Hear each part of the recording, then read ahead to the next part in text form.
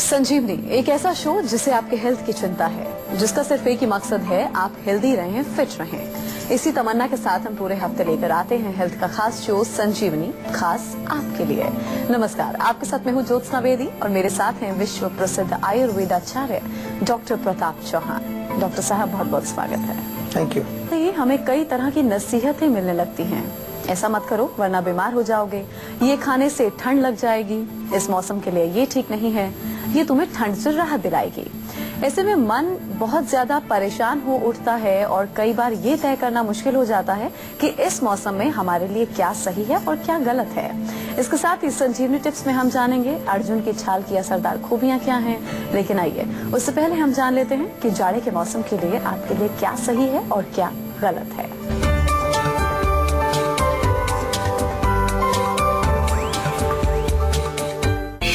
जोड़ों का दर्द, अस्थमा, ब्लड प्रेशर और डायबिटीज के रोगी हो जाएं सावधान।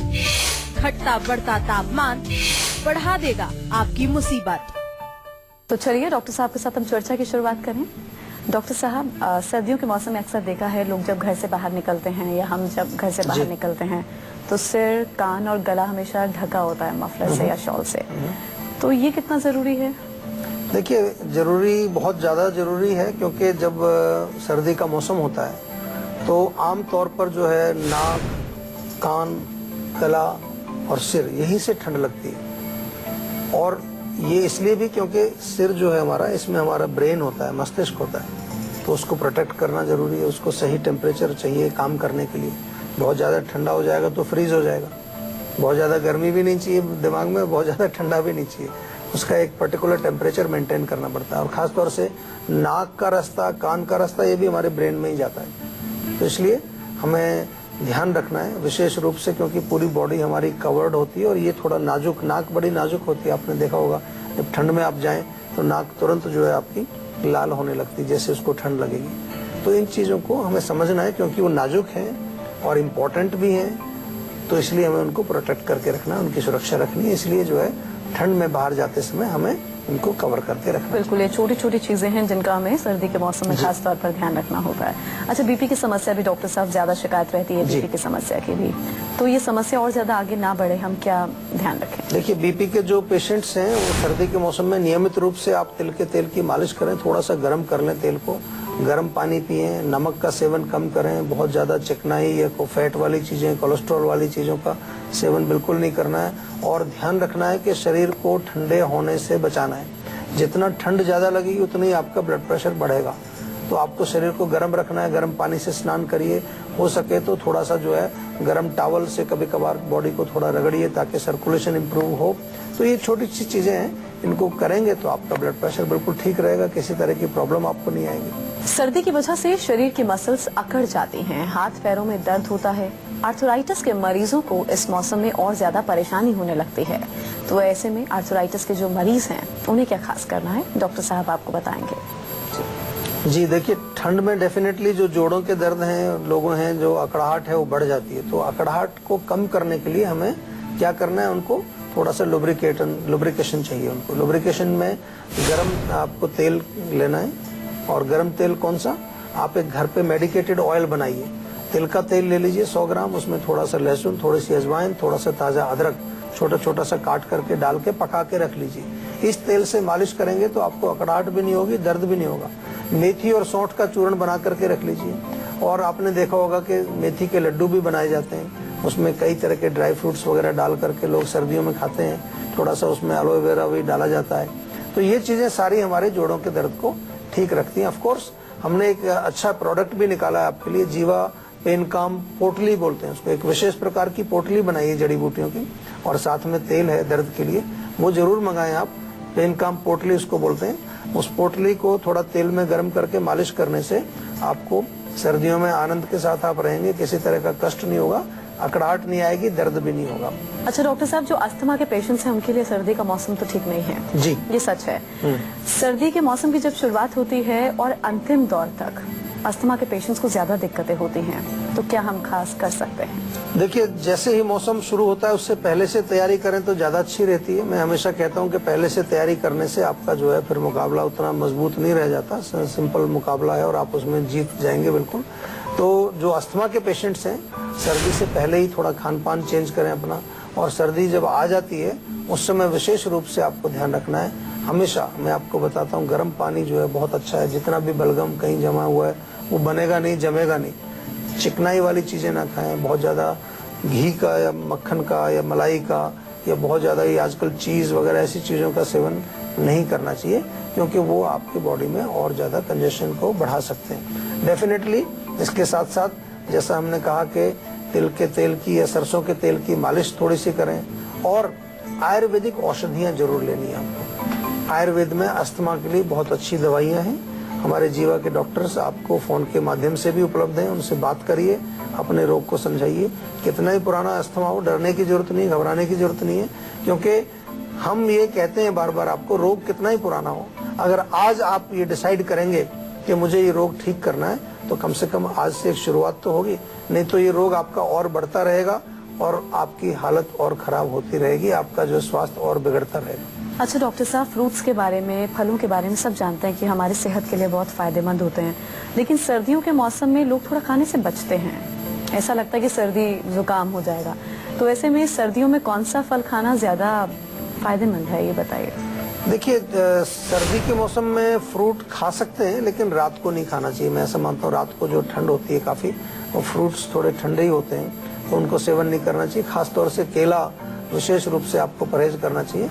बट क्योंकि जो फ्रूट्स हैं, सीजनल फ्रूट्स आप ज्यादा सेवन करें, और क्योंकि फ्रूट्स बहुत इजीली डाइजेस्टेबल होते हैं, ज्यादा वो नुकसान नहीं पहुंचाते, बल्कि हमारे शरीर में काफी सारा न्यूट्रिशन पहुंचाते हैं। तो जो भी सीजन में अवेलेबल फ्रूट्स हैं, अगर ज्यादा आपको फिर भी बहुत ज्यादा ठंड की प्रॉब्लम है, या बहुत ज्यादा आपको कंजेशन है, या बहुत ज्यादा आपको डाइजेशन का प्रॉब्लम है, तो कुछ ऐसे फ्रूट्स हैं जिनको बॉयल करके भी खाया जाता है। शायद आपने कभी ट्राई नहीं किया होगा, जैसे सेब है, नाशपाती है, बब्बू गोशा है। इनको हल्का सा जो है आप बॉयल करके पानी में, और ऊपर से थोड़ा दालचीनी का पाउडर डाल करके खाएंगे। टेस्टी भी बहुत होता है और बहुत फायदेमंद भी होता है, तो ऐसा भी आप कर सकते हैं। अदरवाइज फ्रूट्स को आप डायरेक्टली खाएं, दोपहर के टाइम खाएं, तो उससे आपको किसी प्रकार का कोई नुकसान नहीं होगा। तो ये तो आपने फलों के बारे में बताया डॉक्टर साहब। सर्दी के मौसम में लोग सूप भी बहुत पीते हैं। लोगों को लगता है गर्म गर्म सूप पियेंगे तो सर्दी जुकाम जो है उससे हमें राहत मिलेगी। इस बात में कितनी सच्चाई है और फायदे क्या हैं सूप पीने के? डेफिनेटली जो सूप होता है वो गर्मी देता है, क्योंकि गर्म गर्म सूप पियेंगे, खासकर से टमाटर का सूप आप पिए, पालक का सूप पिए, और सूप में थोड़ी काली मिर्च डालें, थोड़ा सा अदरक डालें, तो गर्मी तो देगा डेफिनेटली। और फायदा इसका ये है कि soup is very easy to digest, और आसानी से पचता है, और सूप में काफी सारे आपको न्यूट्रिएंट्स मिलते हैं। अगर आपने हरी सब्जियों का सूप बनाया है, या कुछ जो है गाजर वगैरह उसमें डाली है, उसमें टमाटर पालक डाला है, तो आपको मालूम है, या चुकंदर आप डाल दें उसमें, तो आपको ये मालूम है इनके अंदर काफी न्यूट्रिशन होता है, और ये चीजें हमारे सेहत के लिए बहुत अच्छी होती हैं। डेफिनेटली पेट को साफ करती हैं, कब्ज नहीं होने देता। अगर सूप पियेंगे आप तो पेट साफ रहेगा, आपका पूरा जो है यूरिनरी सिस्टम भी क्लीन रहेगा, आपको जो है किसी प्रकार का कोई ब्लॉकेज बॉडी में होगा वो साफ होगा, टॉक्सिन्स कहीं पर जमा होंगे वो भी बाहर निकल जाएंगे। तो सूप सर्दियों में जरूर पीना चाहिए। उसमें थोड़ी काली मिर्च या थोड़ा सा और अदरक या थोड़ा लहसुन वगैरह डाल करके बनाएं, बढ़िया टेस्टी, तो that will be very good. प्रकृति की व्यवस्था इतनी दुरुस्त है कि हर मौसम में हमारे शरीर की जरूरतों के अनुकूल चीजें उपलब्ध हैं। इस मौसम में सर्दी के बचाव के लिए किन चीजों का सेवन करना आपके लिए उचित है, ताकि हमारे आपके शरीर को हीट प्रोटेक्शन मिल सके सर्दी के मौसम में?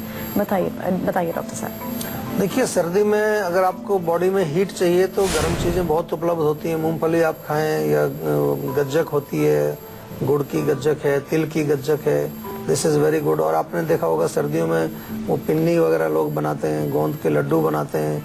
इसके अतिरिक्त जो ड्राई फ्रूट्स बहुत अच्छे रहते हैं, आप बादाम खा सकते हैं, काजू खा सकते हैं, चिलगोजा खा सकते हैं, या फिर जो हरी सब्जियां हैं जो कि बहुत मात्रा में मिलती हैं, पालक, मेथी, बथुआ, ये चीजें, इनका साग बना के खा सकते हैं, इनका सूप बना के आप सेवन कर सकते हैं। ऑफ कोर्स आप ग्रेन्स भी खाएंगे, चावल ज्यादा नहीं खाना चाहिए, चावल थोड़ा ठंडा होता है, लेकिन आप रोटी, मक्का की रोटी, बाजरे की रोटी बड़ी गर्म होती है, गर्मी देती है।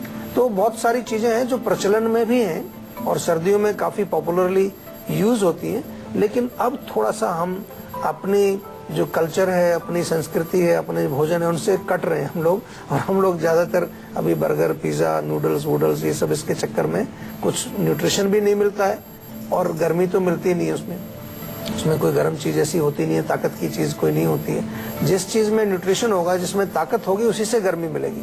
जिसमें कोई न्यूट्रिशन नहीं है, ताकत नहीं है, उससे आपको गर्मी नहीं मिलेगी। ठंड से बचने के लिए इस मौसम में हमारा शरीर ज्यादा ऊर्जा बनाता है और उसे अतिरिक्त कैलोरी की जरूरत होती है, जिससे सर्दियों में हमें भूख ज्यादा लगती है। तो ऐसे में डॉक्टर साहब ये बताइए, सर्दियों में हम ऐसा क्या खाएं जिससे हमें भरपूर ऊर्जा भी मिल सके और साथ ही हम वेट भी गेन ना करें, ज्यादा ओवरवेट ना हो। जी देखिए, बहुत अच्छा प्रश्न है, क्योंकि आमतौर पर भूख जब अच्छी लगती है तो मैंने देखा है लोग ऐसी चीजें खाते हैं जिससे वेट बढ़ जाता है। तो ऐसी चीजें ना खा करके आप, दाल बहुत अच्छी है, कोई भी दाल खाएं, खास तौर से मूंग की दाल, मसूर की दाल, अरहर की दाल, they will not help you to gain weight. उसमें उससे वजन नहीं बढ़ेगा। आप खिचड़ी खा सकते हैं, दलिया खा सकते हैं, ओट्स का जो दलिया आता है वो खा सकते हैं। आजकल कई प्रकार के दलिया आपको मिलते हैं, उनका सेवन करें तो कभी भी वजन आपका नहीं बढ़ेगा। सब्जियां जो सीजनल होती हैं, हरी सब्जियां जो भी है, गाजर, मूली या कोई भी सब्जियां, उनकी सब्जी बना करके आप खाएं। ऑफ कोर्स मल्टीग्रेन, जैसे हम आटा होता है, रोटी होती है, उसको वो बना करके आप खा सकते हैं। और इसके साथ साथ बहुत इम्पोर्टेंट ये भी है कि नियमित रूप से एक्सरसाइज भी करना चाहिए। एक्सरसाइज सर्दियों में हम कम कर देते हैं, उसकी वजह से भी हमारा वजन बढ़ता है। तो एक टाइम जरूर रखिए, आधा पौना घंटा रोज। अगर बाहर ठंड है तो कहीं अंदर या कमरे में ही उछल कूद करें, थोड़ा बहुत बॉडी में सर्कुलेशन इंप्रूव हो, हार्ट बीट थोड़ी तेज हो, थोड़ा सा जो है पसीना आए, तो उससे आपका बिल्कुल वजन नहीं बढ़ेगा। और कभी कभी मौका लगे तो अगर कहीं स्टीम का जुगाड़ हो, आजकल ऐसी चीजें मिल जाती हैं आपको जहां जा करके आप थोड़ा स्वेटिंग कर सकते हैं। नहीं है तो कुछ गर्म पी करके, गर्म पानी वानी या गर्म सूप पी करके थोड़ा सा रजाई ओढ़ के लेटें, तो उससे भी पसीना आएगा। पसीना निकलना बहुत जरूरी होता है। सर्दी में आमतौर पर पसीना नहीं आता है, तो उससे हमारे बॉडी में कई तरह के जो टॉक्सिन्स वो त्वचा के पोर्स को ब्लॉक कर लेते हैं। तो स्वेटिंग करना भी बहुत फायदेमंद होता है। और डॉक्टर साहब, हमें सर्दी के मौसम में बच्चों और बुजुर्गों का ध्यान कैसे रखना है, क्योंकि वो लोग जल्दी बीमार हो जाते हैं? जी, क्योंकि बच्चे जो हैं वो थोड़े वीक होते हैं, बुजुर्ग लोग भी, उनकी इम्यूनिटी कमजोर होती है। तो पहली चीज तो हमें ध्यान ये रखना है कि प्रॉपर उनको कपड़े वपड़े प्रॉपर पहन के रहें, जहाँ पर वो रहते हैं उस कमरे में गर्मी बनी रहे। और भोजन का भी ध्यान रखना है, उनको ज्यादा हैवी चीजें नहीं देनी है, जो चीजें आराम से पचे उनका सेवन कराना है। तेल की मालिश बहुत फायदा करती है, बच्चे हों चाहे बुजुर्ग हों, नियमित रूप से उनकी मालिश होनी चाहिए। और ऑफ कोर्स जीवा का च्यवनप्राश खाएं। हमारे यहाँ एक ओजस कैप्सूल बहुत अच्छा है, जो बुजुर्ग लोगों के लिए बहुत फायदेमंद है, क्योंकि शक्ति वर्धक है और इम्यूनिटी को बूस्ट करता है। और काफी सारी चीजें हैं जिनको के आप ले सकते हैं। आयुर्वेद में बहुत सारी जड़ी बूटियां हैं, अश्वगंधा है, उसका सेवन किया जा सकता है। बच्चों के लिए कई प्रकार के टॉनिक्स हैं, उनका सेवन किया जा सकता है। तो इसलिए हमें ध्यान ये रखना है कि जो बच्चे और बुजुर्ग हैं उनकी प्रॉपर डाइट, प्रॉपर उनका देख रेख, रहन सहन वो जरूरी है। नहीं तो बहुत मुश्किल हो जाता है ठंड में। कई बार बुजुर्ग लोगों के लिए, बच्चों के लिए बहुत सारी प्रॉब्लम्स आने लगती हैं। राजस्थान से मनोज जुड़े हैं। मनोज जी, पूछ सकते हैं, क्या पूछना चाहते हैं? नमस्कार। नमस्कार जी। सर, मेरे को रेगुलर फीवर होता है, मतलब उतरता है, चढ़ता है, काफी दिन हो गए, 1.5 महीना हो गया। अच्छा, देखो, इसका मतलब ये है कि कुछ ना कुछ बॉडी में आपके जो उसका कॉज है वो निकला नहीं है। आपने गोली ले ली है जिससे बुखार उतर जाता है, 2-4 दिन भी उतर सकता है, फिर दोबारा आएगा। इसका मतलब अभी कॉज नहीं निकला है। और ऐसा बुखार के केस में काफी होता है। अभी आपको तो 1.5 महीना हुआ है, कई बार तो हमारे पास 5-6 महीने और कई बार तो 5-6 साल पुराने केसेज आते हैं। यानी कि उनको फीवर नॉर्मली आता रहता है, उतर जाता है, फिर आता रहता है। मैं आपसे ये निवेदन करूंगा कि आप किसी क्लिनिक पर जाएं हमारी, या हमारे डॉक्टर से फोन के माध्यम से पूरी हिस्ट्री बताएं, कोई आपकी इन्वेस्टिगेशन, कोई रिपोर्ट्स हैं वो भी बताएं, और उसके पश्चात फिर हम आपको बताएंगे कि क्या क्या दवाइयाँ आपको अच्छी रहेंगी आपके लिए और आपके रोग को जरूर ठीक करेंगे। कोई घबराने की बात नहीं। हरिद्वार से मुकेश जुड़े हैं। पूछिए, क्या पूछना चाहते हैं मुकेश? नमस्कार डॉक्टर। नमस्कार जी। डॉक्टर, मेरे पिछले 5-6 सालों से बार बार जब भी मौसम चेंज होता है बहुत जुकाम हो जाता है। अच्छा, मौसम अभी भी- चेंज में होता है। जी, अभी भी नाक मेरा बंद है, कानों में आवाज आती है जैसे सीटियां बज रही होती हैं। जी बहुत तंग हो जाता हूँ डॉक्टर साहब, क्या करूँ कुछ नहीं समझ आ रहा, बहुत दवाइयाँ खा ली। नहीं, देखिए दवाइयाँ तो खा लेते हो आप सभी, लेकिन मैं आपको एक ही चीज कहता हूँ, पहले ये जानने की कोशिश करो कि क्यों होती है प्रॉब्लम। चेंज ऑफ सीजन में आपने कहा कि हर बारी चेंज ऑफ सीजन में होता है, तो सीधा सा संकेत मिल रहा है। हमने कितनी बार इस टॉपिक पर भी बात की है चेंज ऑफ सीजन पर, कि चेंज ऑफ सीजन में हमारी बॉडी जो है एक सीजन से दूसरे सीजन में ट्रांजिशनल पीरियड में है, बॉडी की इम्यूनिटी कमजोर होती है, और कुछ लोगों की नेचुरली इम्यूनिटी कमजोर होती है। नाक बनाइए, और खास तौर से जब नेक्स्ट सीजन चेंज आएगा तो पहले ही 4-6 हफ्ते पहले ही थोड़ा सतर्क हो जाइए। उसमें करना क्या है, छोटी सी चीज है, अगर केवल सौंठ का चूर्ण भी खाना शुरू कर देंगे, अभी भी शुरू कर सकते हैं, उससे भी आपको रिलीफ दिखेगा। थोड़ा सा बलगम को, कफ को नष्ट करता है, सौंठ जो है वो कफ को नष्ट करता है।